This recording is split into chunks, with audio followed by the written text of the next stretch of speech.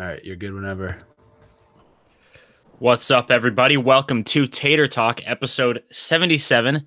I am your host, Justin Ledger, and this time I am not all by my lonesome. I got my co-host with me, Zach Hummel. We got the dynamic duo today, me and Zach. No Graz, but he will be producing the show. He's got that job. He's got that new ESPN job. He has his priorities straight.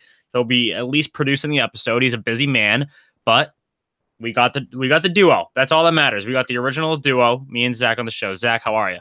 I'm good. How was it doing the show by yourself last week? Dude, it was an interesting experience. Were you looking at yourself like in the No, I didn't do it. I didn't do it via Google Hangout. I recorded it straight into where I edit, and it was quite the experience. Talking to yourself for 15 minutes is a lot harder than a lot of people. Like, I give people like Colin Cowherd and like guys like that who run their own radio show by Mike Francesca. Those guys, I know they have callers every now and then, so it kind of helps. Talking to yourself for even 15 minutes straight is a challenge. But yeah. I think all things considered, I think it was a success. I don't know. I guess I'll let the listeners be the judge of that. Yeah, I was about to say, like, I couldn't imagine doing that for 4 hours, not getting like initial feedback, just literally talking into a mic and not knowing where it's going. Like, obviously it's going out there, but you're literally talking to yourself in a room. Yeah, and like I said, they have the benefit at least of people calling in for most of the segments. I don't have the benefit of that on this show. I was just like, all right, so Josh Donaldson is the man. Talk about that for about 5 minutes, and then we'll move on to whatever was after that. I don't know. It was something else. I kind of liked it because I learned what my hot takes were. Like, they just kind of came out of my mouth without me even really thinking about them. So that was a good. I guess that was a positive. No filter. Yeah, no filter episode. Yeah, I prefer having a co-host, though. I will say that it's a lot easier to have conversations with the co-host than yourself. That's true. So since then, we've had a few stories. I think we're both on the same page here. I said this last week too, where we're in this point of the season where it's like, I just want the playoffs to be here, but we do have a decent amount to talk about this week. Crazy how next week will be our final regular season episode. I'll get to the preview for that later on, but for now, we'll start with our stories from this past week. Zach, as always, give us your favorite story from last week. Yeah, so this happened, I believe, yesterday. The Mariners were finishing up a series with the Padres, I believe, and Ichiro ended up fighting the mascot in a pillow fight. If you can see the video, we can post it on Tater Talk too. He comes out of the dugout and almost like this ninja style Bruce Lee, and him and the mascot just get a couple blows in with the pillow, and then it's done. What is Ichiro's status? Because he was in full uniform. Like, he's like a consultant, right? Like, I have no idea. He's in full uniform no matter what. Yeah, he's some sort of assistant in the front office, I think, right now. Ichiro's one of those guys. He might dress in a full uniform day in and day out. It doesn't matter if it's the off season. I think Ichiro is at least wearing a jersey every single day. That's what I was about to say. It didn't surprise me because I'm like, Ichiro can manage and he would be wearing his full outfit. So it's good that Ichiro is playing around. I mean, we didn't see much of this when he was playing, so he's probably a little bit more relaxed when he's in his front office role. So it's cool to see him interacting with the mascot, having a pillow fight. He's one of those guys, Ichiro, who every single thing he does, if it's a highlight, it goes viral because of just how likable he is. It's guys like him, Adrian Beltre, Bartolo Colon, that category of players could do no wrong. I mean, Adrian Beltre probably took steroids for like 10 years and he was never officially caught. So, actually, no, I think he wasn't he? Am I wrong about that? Beltre, didn't he have like a steroid thing a while back? Maybe not, but either way, he was. Yeah, I think he was suspended. Yeah, either way, I mean, Adrian Beltre and Bartolo. I know Bartolo Colon had steroids, so a lot of players are hated for steroids, but those are guys who could do no wrong. Ichiro's included in that category, minus the steroid part. I think it's pretty clear he's never done them in his life. But anyways, Ichiro, again, one of those guys, no matter what he does, it turns into gold. Now, Yasiel Puig's kind of on the other end of the spectrum. This is my favorite story from the past week. Puig's home was burglarized for the 4th time in about a year and a half. So, what's that old saying? It's like, one time, shame on you. Second, shame. I don't even know what the hell it is. It's like a Michael Scott quote at this point, but I don't know. Yasiel Puig, dude, you just need to get a home security system. I really don't know what's going on here.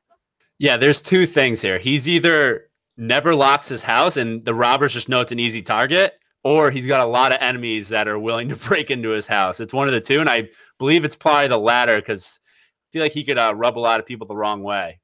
Probably. And the story was that he has something that alerts him or his agent, somebody, whenever someone goes in a house. Why don't you have something that alerts the police? Like the second he got, I'm pretty sure the story said that he gets an alert if someone breaks in, and then he lets the police know or something. Maybe I'm reading it wrong, but like, just how about you just cut out the middleman and just make it call the cops itself? That's what a modern security system does.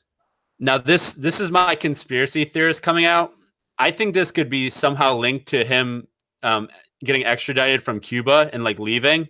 So maybe he wants to keep a little bit quiet and doesn't want to warn people, because I'd have to imagine, I've never been there, but in Cuba, if your home gets burglarized, maybe you don't call the cops. You kind of handle it yourself. But I don't know. Yeah, it is very weird.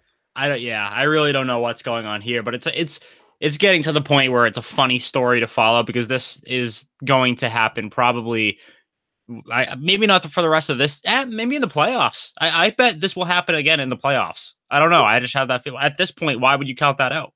Well, like, first thing of a robbery is you want to know when the person's home and when they're not. Right. So if there's a Dodgers game, you know he's not home. So you can just rob it then. Yeah, I was going to say this will happen again in the offseason, but we'll probably have 3 months of Puig being safe at home, safe and sound. And then the second spring training begins. I think this is probably going to happen again. So they know his schedule. Yep. Be on Puig burglary watch, I guess. I don't know. A runner-up for favorite story. This actually happened. This was at least on the internet today. Is Shohei Ohtani singing Despacito, which I don't know about the song choice. I think it's a little outdated at this point. Probably could have gone with something a little bit better, but I haven't even heard Shohei Ohtani speak until this clip. So I will at least give credit where credit is due. He seems like he's the man. I think this was a rookie hazing of some sort, and I absolutely loved it. So I haven't seen this yet, but I actually want to watch it right now. Should we get a live reaction? Yeah. All right. I'll just keep talking, and then let's do a live reaction. Yeah, let's do a live reaction. So Ohtani, I think the MLB tweet, it was like hitting check, pitching check, and then now singing check. Everything he does is just perfect. Apparently, the guy, like I said about Ichiro and the others, can do no wrong. All right, let me watch. Is this a live reaction coming up? All right, we got the live reaction. Good radio here.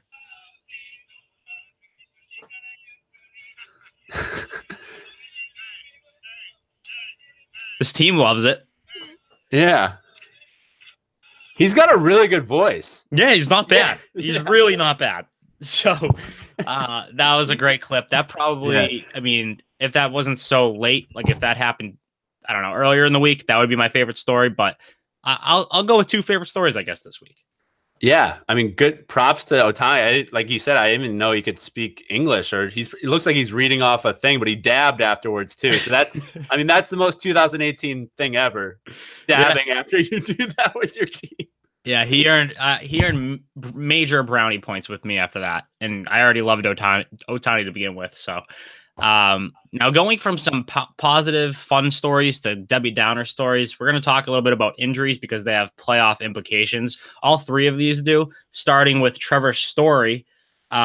This one sucked mainly because of the kind of tear he was on before this injury happened. It was his elbow. He actually did luck out. It doesn't look like any UCL damage or anything like that. Maybe a sprain of some sort, but he didn't tear anything. That's huge because if the Rockies do make it into the postseason, I know they're still fighting their way in. That would be a major, major loss. It's been a major loss for the past week, but even worse so if they were to make the postseason.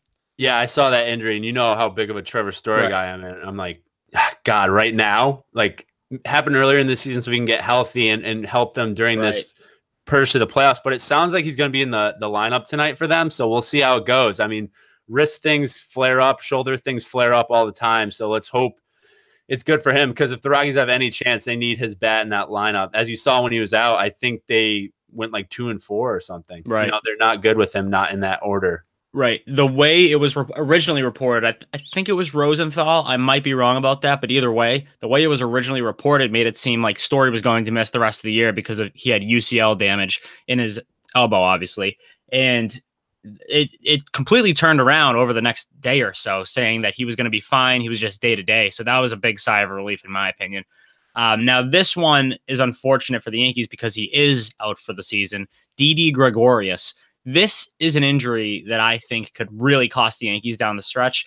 Even I'm assuming they win the wild card game here for this scenario, but you go into the postseason and you don't have that reliable shortstop in Didi Gregorius. I mean, he's not an amazing player by any means, but he's been rock solid all season long. A guy who can help you win those big games in the postseason. And now they're going to be without him for what looks like the remainder of the year, including the postseason.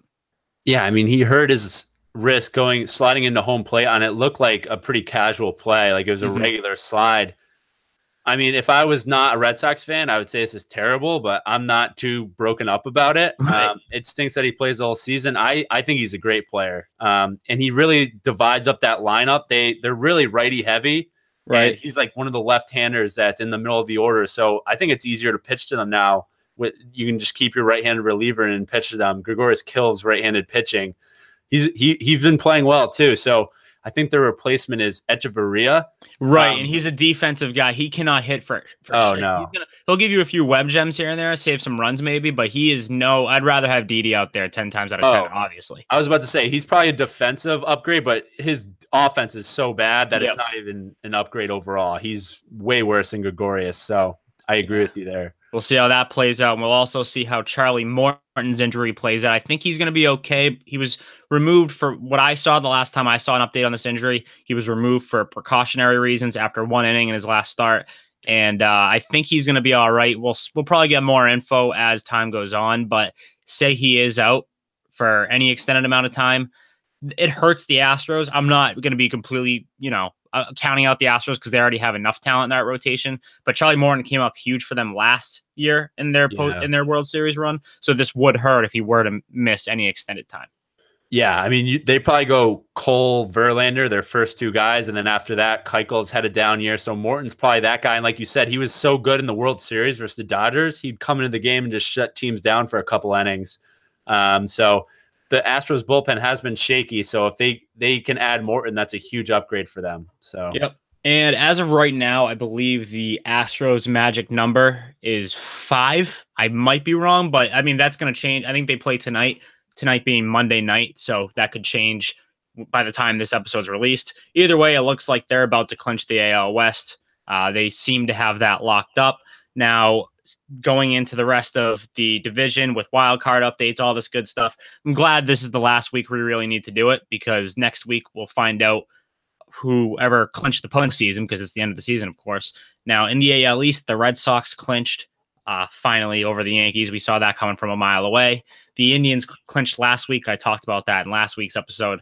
And then the Braves also clinched. The Phillies were eliminated from postseason contention. The Braves suddenly up 9.5 games in the NL East. So they clinched as well. Things went south quick for the Phillies. They really did. Over the last month or so, they've been absolute garbage. And I actually picked them right before that to win the division. So that turned on me real quick. And then in the NL Central, we still have a battle between the Cubs and the Brewers, 2.5 games there. And then, of course, the NL West, the Dodgers hold a 1.5 game lead over the Rockies, who are fighting tooth and nail for a spot in the postseason. They're still behind in the wild card as well. And the wild card in the AL, of course, seems to be, all signs point to it being Yankees and A's. I think that's actually confirmed at this point. It's just a matter of who gets home field. Yep. And for the Yankees in Oakland, it seems like the Yankees, they're starting like Jonathan Holder tonight, being Monday night. I think the A's, they need this game to be at home. It's a huge advantage for them to have the Yankees fly out west. It's great for the Red Sox, too, if it's out in Oakland, because whoever wins that game will have to fly back to Boston to play game 1. So I really want Oakland to overtake the Yankees. I think could be a big deciding factor in that first series for the Red Sox. Yeah, I mean, I want the Yankees to beat the A's for 2 reasons. One, I've said all along, I'm more afraid of the A's as a Red Sox fan than I am against versus the Yankees. I just am. I don't know what it is. It's just my gut speaking to me. The other reason is I just want that juice to the rivalry back. I want Red Sox Yankees playoffs. That's like I wish it was in the ALCS, but it's not going to be the case. I'll take whatever I can get at this point. If there's even a little bit of bad blood between these teams at any point, the best chance of that happening is in the playoffs, and I'm dying to see it.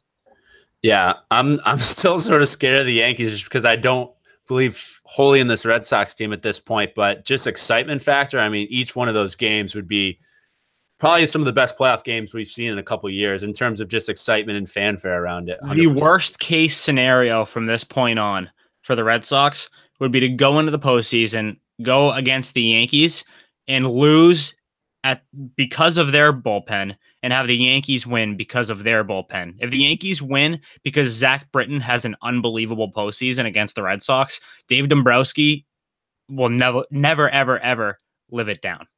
Yeah, people will want his head 100%. They already do. Put it this way, I think Evaldi's going to be the starter. I'm pretty sure they chose him as the starter in the postseason over Eduardo Rodriguez. So if Evaldi goes out there, shits the bed, and then Britton has an unbelievable postseason, Boston's going to be burned to the ground. Yeah, they need a left-hander in that bullpen, so that makes sense. It's very scary. All right, so obviously it's football season. Everyone's focused on football right now at least until baseball playoffs start. We both made lists. I have an offense, football, so QB, running back, tight end, wide receiver, slot receiver. Threw that in there as a little wrinkle, and then O-line. So we both put together our squads. I'll start with my QB here, and this is already a curveball off the bat. I chose Joe Mauer. He used to be a quarterback in high school. I guess he was like a star quarterback. Yeah, he was. I couldn't really find anyone else. I mean, Joe Mauer's been a leader since day one on that Twins team. So I wanted to find a guy who has a good arm, or at least had one at one point. I don't know if Joe Mauer is really the same now, but had a good arm and had some sort of leadership under his belt. And Joe Mauer was that kind of guy. Yeah, he was like a 5-star quarterback. I think he could have gone anywhere to play quarterback. He was getting so many offers. Yep. For my quarterback, anyone that knows me in football, it's crazy that I'm a Patriots fan, but I love quarterbacks that can move, and like Brady can't move. So I took Trey Turner from the Nationals. I think he has a pretty good arm at short. He's got some size, and he's obviously one of the fastest guys in baseball. So I think he has the full package there, almost like a Patrick Mahomes type. So I'll go with Trey Turner. All right, we'll get to Trey Turner later on my side. Running back, I got Billy Hamilton. Now, I don't picture Billy Hamilton to go between the tackles or anything. I picture Billy Hamilton as more of I don't know, say like a Jalen Richard from the Raiders. Just a guy who's going to run screens. He's going to be more lined out wide than he's going to be maybe like a Christian McCaffrey. I know McCaffrey goes between the tackles, but Billy Hamilton, you throw him a few like tosses, you throw some screens to him. I think he could do some damage as a running back. Yeah.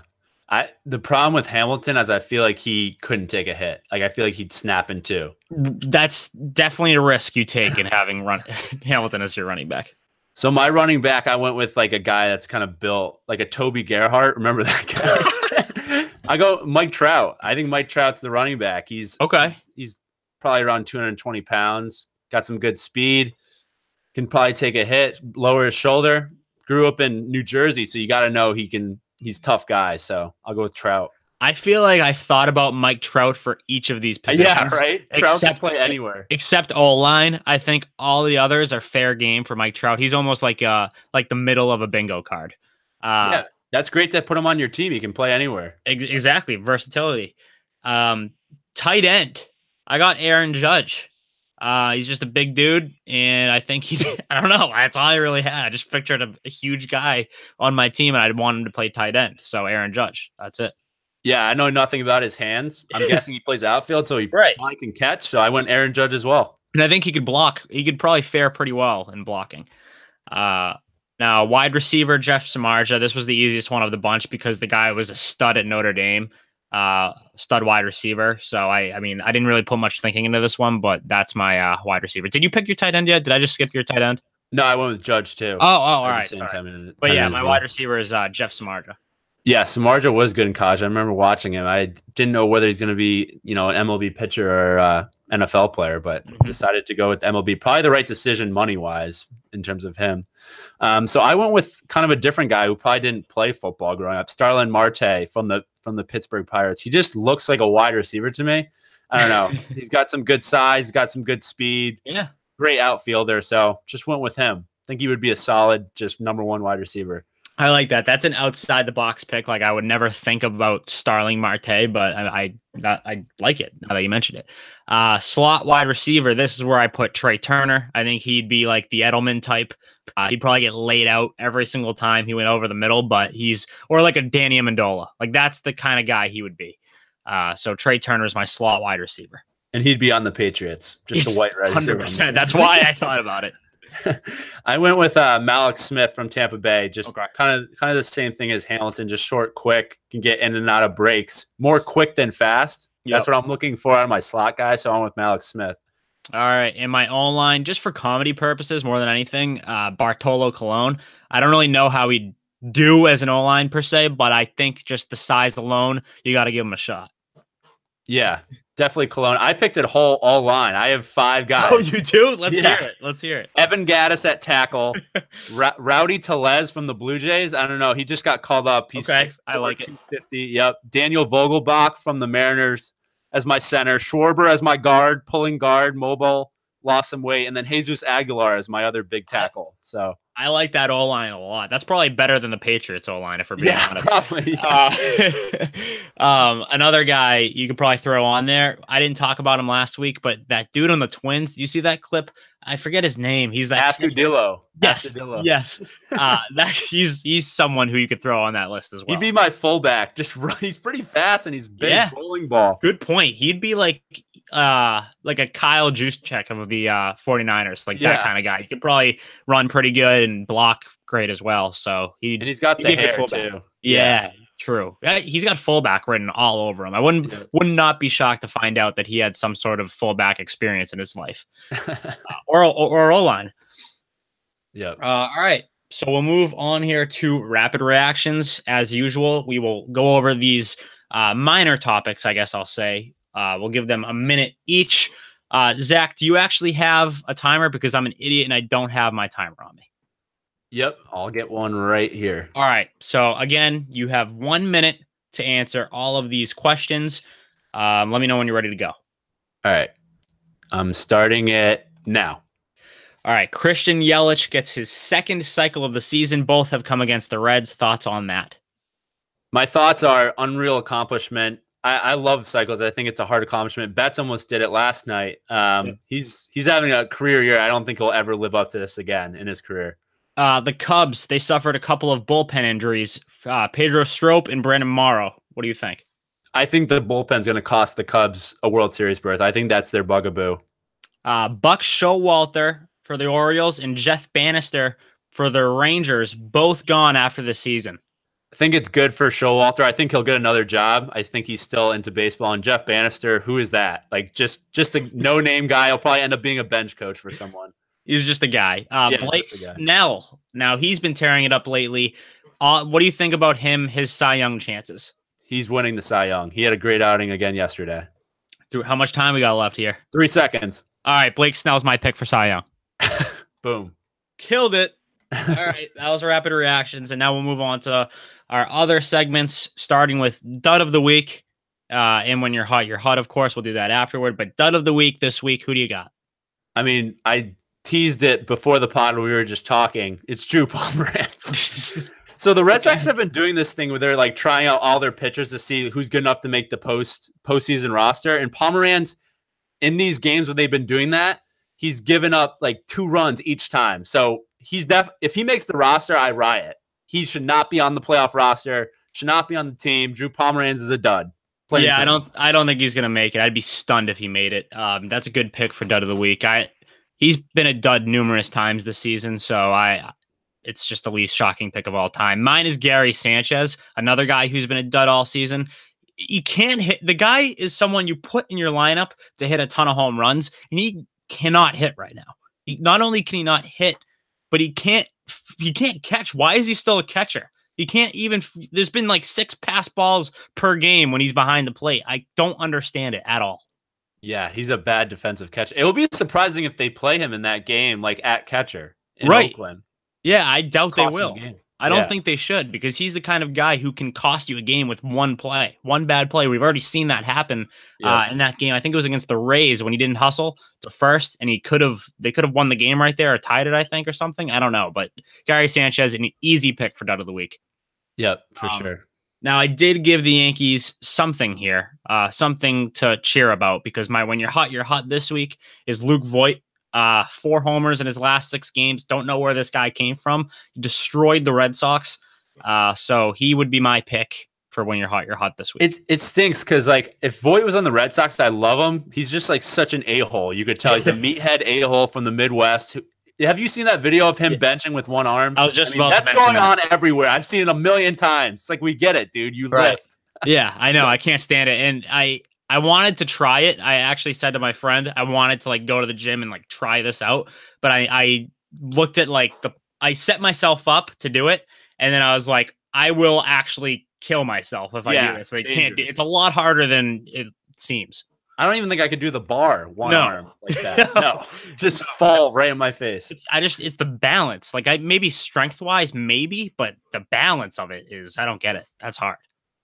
Yeah, so my when you're hot is from the Tampa Bay Rays. I love this Rays team. Just every week there's a new guy that's stepping up. both. They just brought up Austin Meadows, who's a stud as well. They're going to be stacked next year. I might pick them to win the division next year. That would be a scorching hot take, but I love it. I can't count the Rays out now. I have to be Team Rays after everything that's transpired with me. So they've had a couple guys go off this week, but I'm going to go with Joey Wendell, second baseman, no batting gloves, just a gritty guy, old school baseball player, runs hard, runs everything out, hits for power, hits for contact. I'm a fan of this guy, Joey Wendell from the Rays. Yeah, he's one of these guys on the Rays who comes out of nowhere and makes a name for himself on a team that's just nobody cares about the Rays. No one actually watches a Rays game and is like, this is fun to watch, but he's a name. He's a guy who should at least be a name. So good pick there. And so, yeah, those were our picks this week, and we'll cruise right along here to the mailbag. No Graz mailbag, so it's Justin's mailbag this week. I got a few questions here for us. I'll have you answer them first, and then I'll kind of respond to your answer here. Starting with, what is the best World Series matchup for MLB, and what would be the worst? So let's start with the best. The best. I think the best would be either Yankees or Red Sox from the AL. And then I think it's clearly Dodgers from the NL. I don't think there's a close second. Maybe Cubs. I was going to say Cubs. So mine would be Red Sox Cubs. People have been wanting a Red Sox Cubs World Series forever now. I think since obviously they're the two teams that had quote unquote curses. So I think even after both of their curses being broken, I still think it's a matchup that people have been waiting to see.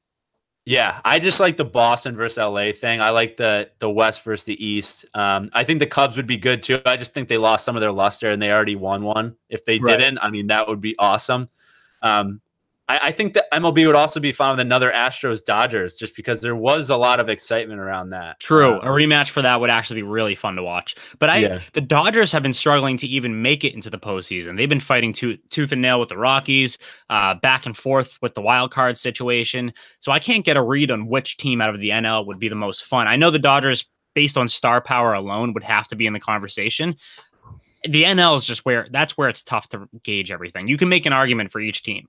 I was looking at a power rankings today, just a couple of them, and the first 5 teams were in the AL. Some people had the Rays over a lot of these NL teams. Crazy. It's crazy, yeah. But that's the thing, though. If they weren't in the AL East, they would be they'd be the leaders in the NL West, I'm pretty sure. I forgot to make this of a topic, but I'm like leaning towards getting rid of like sort of the divisions specifically, like the AL East, AL Central, and just having the best teams make it. I think the rivalries would still be there. Just pick the best 5 teams and go from there. That's similar to the like the NBA, how they kind of want to redo the seedings. Yeah, and kind of get rid of the conferences, right? That's pretty much what they're thinking about there. I wouldn't hate that, honestly. I think the best teams should be in it no matter what. So but that would mean I think that our Rockies wouldn't make it. So that'd be a tough pill to swallow. Speaking of the Rockies, for worst matchup, I got Rockies, A's. I think that would be the least watched possible matchup. Yeah, under Cali bros, like guys who smoke weed out west, that would be number one. Like those are the two like biggest potheads.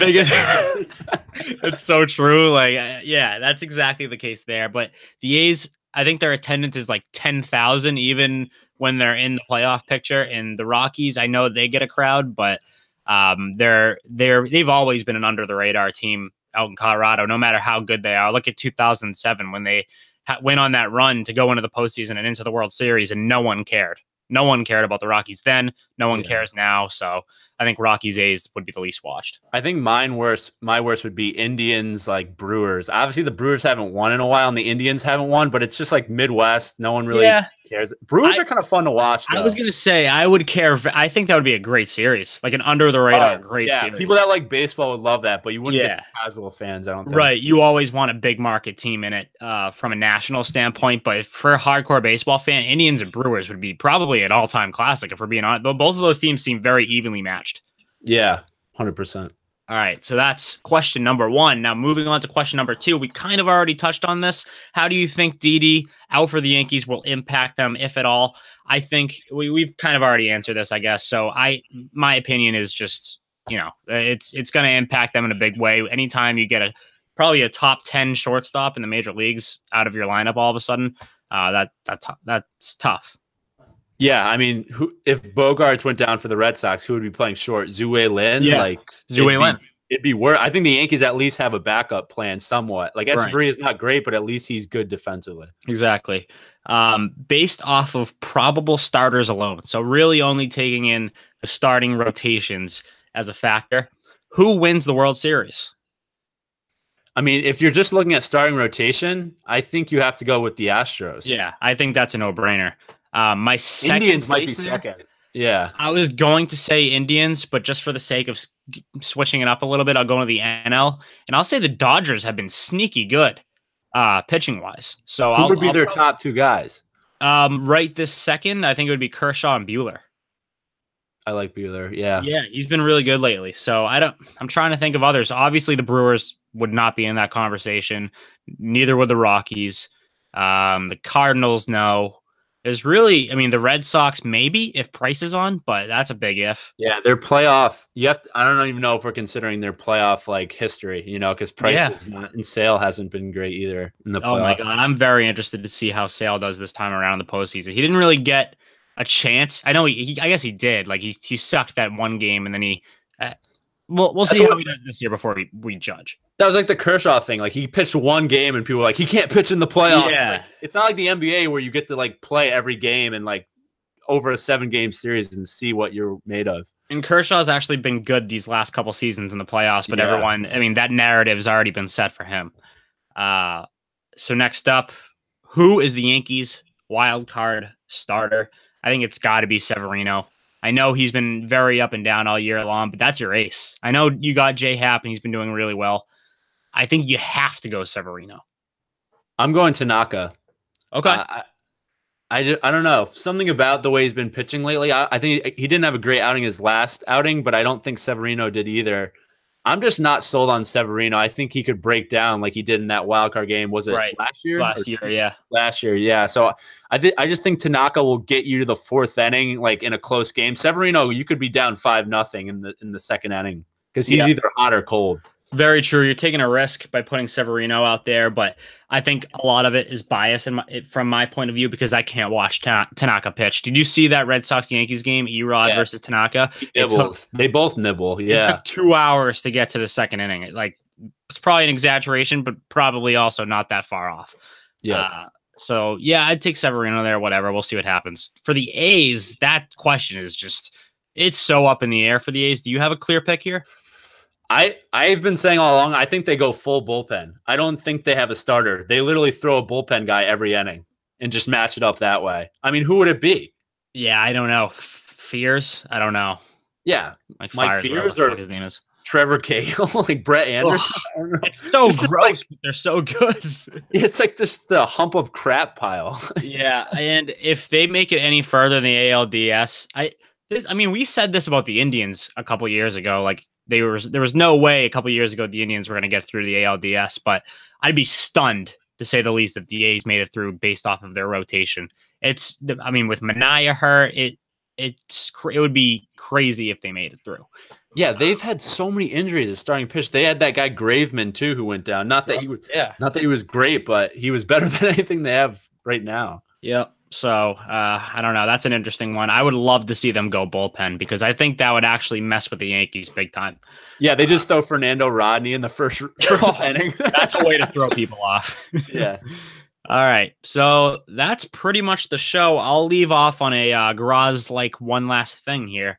But for this, I'm just going to say next week's episode is probably going to be a must listen. We're going to be previewing the playoffs. By that point, we're going to have the playoff bracket pretty much laid out for us. We're going to be looking at each side of the bracket and making our picks for each round. We'll also be making picks for the final awards. So we've been doing this almost most weeks, I'd say, for the last 2 months, where we've been naming our MVPs, our Cy Youngs. This is the end of the season, obviously, so we're going to be making our final award picks next episode, along with, now this is my favorite, Dud of the Year, aka the Matt Strom Award, and When You're Hot, You're Hots of the Year, aka the Rhys Hoskins Award. Now, this is the second annual award for both of those. We take that very seriously on this show, so we'll be handing out those awards. Especially, it's even more special because next year we're not doing the Duds of the Week. We're doing monthly, not weekly. So, and same with When You're Hot, You're Hot. So this is going to be a big one to listen to. And of course, we'll go over all of our favorite storylines from the year. We're not going to be doing from the week. We'll be doing our favorite stories from the year. So yeah, I mean, think about it. Rhys Hoskins gave him the award last year. No one knew about him. Now, if he's a household name in baseball, Matt Strom, he almost went into witness protection after he won that award. Went out to San Diego. He's had an okay year for them, so you can recover from the Matt Strom Award. Absolutely, you can. This isn't, if you win the Dud of the Week, if anything, that means you're probably going to have a bounce back season next year. Dud of the Year, I should say. If you win the Matt Strom Award, that actually puts you trending upward, if anything. We're telling you, you're probably going to have a bounce back year. So we'll see what happens there. Be sure to tune in. Like I said, subscribe on iTunes, leave 5 stars, all that good stuff.